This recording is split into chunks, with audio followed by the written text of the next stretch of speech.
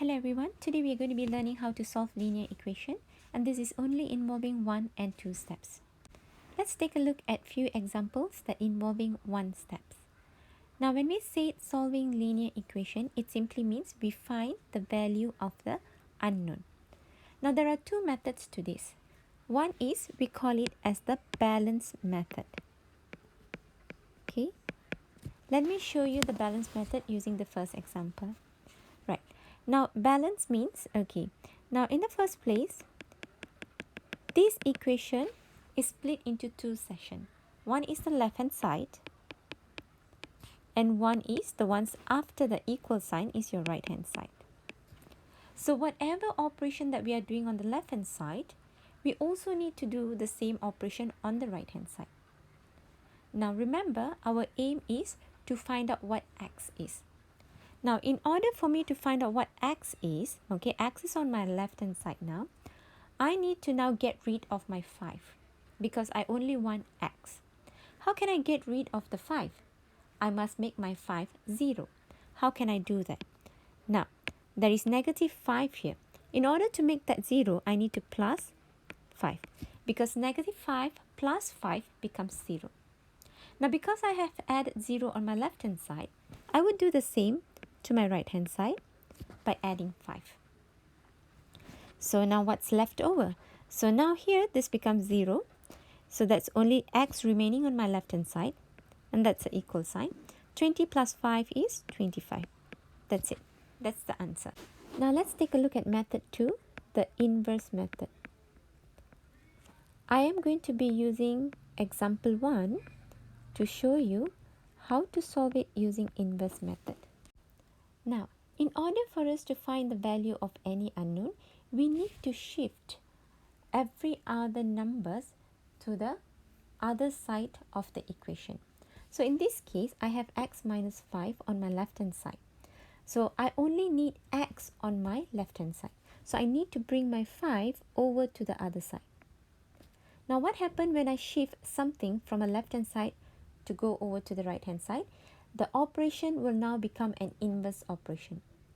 So the inverse of minus 5 is plus 5. So what happens when I bring it over there? It becomes plus 5. So x is 25. That's it. Now that's simple, right? Now let's solve other examples using inverse method as well. So question 2, y. I need to find out the value of y, so I need to bring my 11 over to the other side. So the inverse of plus 11 is minus 11. So 24 minus 11 is 13. That's it. Example 3, negative 7x. Negative 7x simply means that negative 7 times x. So I need to keep my x and I need to bring my 7 over to the other side. Now, this is negative 7 times. The opposite of times is divide. So 14, I need to now divide by negative 7. So what's x? Negative 2, because positive divided negative is negative. Now let's take a look at example 4. X over 5 is equivalent to negative 2. Now, this simply means it's divide. So x divided by 5 equivalent to negative 2. So if I'm going to bring my 5 over here, opposite of divide is multiply. So x is equivalent to negative 2 times 5. So x is equivalent to negative 10. That's it. Alright, now that we have seen one step, let's have a look at two steps. 7x minus 6 equivalent to 15. So remember, we need to make x as a subject. So we need to move every other number to the other side of the equation. So the first number that we need to move is the one that's very, very close to the equal sign, which is negative 6. So let's move that over to the other side.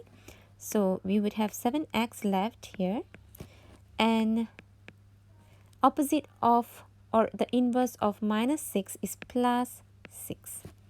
So 7x is equivalent to 21. What is x? Now remember, 7x is 7 times x. So the inverse of times is divide. So 21 divided by 7 is 3. That's it. Okay, let's take a look at example 2. Okay, now the first thing we need to do is move positive 5 to the other side of the equation. So we would have 3x on my left hand side, and 23 plus 5 will become minus 5. So 3x is equivalent to 18. What is x?